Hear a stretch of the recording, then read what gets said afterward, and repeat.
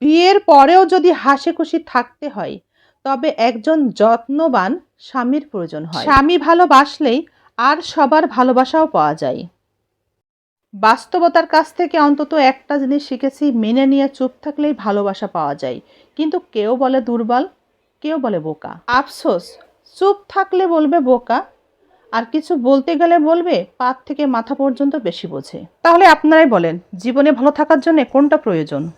একই ছাদের নিচে থাকাটাই হচ্ছে, কিন্তু দুজনের প্রতি কোনো আগ্রহ নেই, তাই চোখের দিকে তাকালে এখন আর মায়া হয় না। দুজন দুজনের ছুঁয়ে দেখার ইচ্ছাটা কমেছে, তাই জড়িয়ে ধরতে এখন আর ইচ্ছাই করে না। তবে কি ধরে নেব দূরত্বটা বেড়েছে? যে সম্পর্কে ভাঙনের সৃষ্টি হয় সেই সম্পর্কে নির্দোষ ব্যক্তিটি দোষী প্রমাণিত হয়।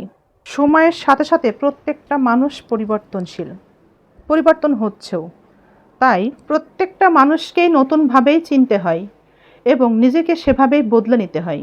একজন সাধারণ মানুষ হলে যে স্বপ্নগুলো অসাধারণ হবে না তা কিন্তু না। কিন্তু আমি খুবই সাধারণ একজন, আমার স্বপ্নগুলোও সাধারণ, খুবই অল্প, খুবই স্বল্প, কিন্তু আল্লাহর উপর ভরসা এবং বিশ্বাস অনেক বেশি। জীবনে যত বেশি ভালো থাকতে চাইবেন, যত বেশি আরামে থাকতে চাইবেন, তত বেশি কষ্টকে গ্রহণ করতে হবে আর আরামকে ছাড়তে হবে। স্বামী ছাড়া এমন দায় কার আর পড়েছে বলেন, যে স্বার্থ ছাড়া আপনাকে ভালোবাসবে আর প্রয়োজন ছাড়া আপনার খোঁজ রাখবে? তাই তো স্বামী হচ্ছে একজন স্ত্রীর সব থেকে আপন। এদিক ওদিক কোথায় অক্সিজেন খোঁজেন? অক্সিজেন তো আপনার বাসায়। মেয়েদের অক্সিজেন তো তার স্বামী। অক্সিজেন ছাড়া যেমন মানুষ বাঁচে না, স্বামী ছাড়াও একটা মেয়ের জীবন চলে না।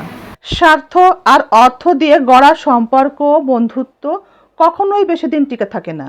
আপনার বিপদে এই মানুষগুলোকে কখনোই ঝাঁপিয়ে পড়তে দেখবেন না। স্বার্থ আর অর্থ ফুরালে এই মানুষগুলোকে আপনি কখনো আর খুঁজেও পাবেন না।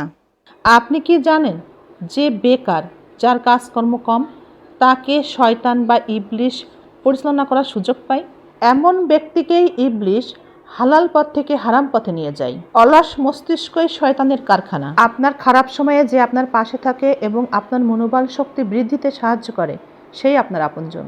বাকি সবই শুধুই প্রয়োজন। যদি কোনো ছেলে বা মেয়ে আপনার সাথে মেসেঞ্জারে চ্যাটিং করে, যদি আপনার সাথে গার্লফ্রেন্ড আছে, বয়ফ্রেন্ড আছে, তার স্বামী আছে কিংবা তার স্ত্রী আছে, সন্তান আছে, এসব কথা শেয়ার করতে থাকে, তবে কথা চালিয়ে যান, এখানেই হবে। কারণ কোনো ব্যক্তিত্ববান মানুষ কাজ ফেলে রেখে এভাবে সময় কাটায় না। নিজেদেরকে দায়িত্বশীল মনে না করা নির্লজ্জ নারী পুরুষই করতে পারে একটি সমাজে, একটি রাষ্ট্রে বেপরোয়া চলাফেরা। একটা বাস্তব সত্য কথা বলি, বিবাহিত পুরুষ হওয়া সত্ত্বেও যদি কোনো নারী আপনাকে পছন্দ করে কিংবা আপনার পছন্দ হয়, প্রতিনিয়ত তাকে সময় দিচ্ছেন, এবার থামুন। আপনার সেই কাছের বান্ধবীর কাছে তার মোবাইলের পাসওয়ার্ডটা চান তো দেখি। যদি সে দেয়, তবে এই ঈদেই হবে তার দেওয়া আপনার জন্য শ্রেষ্ঠ উপহার। কিছুদিন ব্যবহার করলেই বুঝতে পারবেন আপনার বান্ধবীর অতীতে কার সাথে কি সম্পর্ক ছিল, এখনই বা কার সাথে কি সম্পর্ক আছে, ভবিষ্যতে কার সাথে কি সম্পর্ক করবার পরিকল্পনাও আছে। আপনি সব জানতে পারবেন। আরও জানতে পারবেন আপনাকে নিয়েই বা সে কী ভাবছে। যে নারী বা পুরুষের চরিত্র ঠিক নেই, সে কখনো তার পার্টনারকে প্রকৃতভাবে ভালোবাসতেই পারে না। নিজের কলিজাটা যদি দিয়েও দেন, তবু সেই মানুষের মন এবং তার ভালোবাসা কখনোই পাবেন না।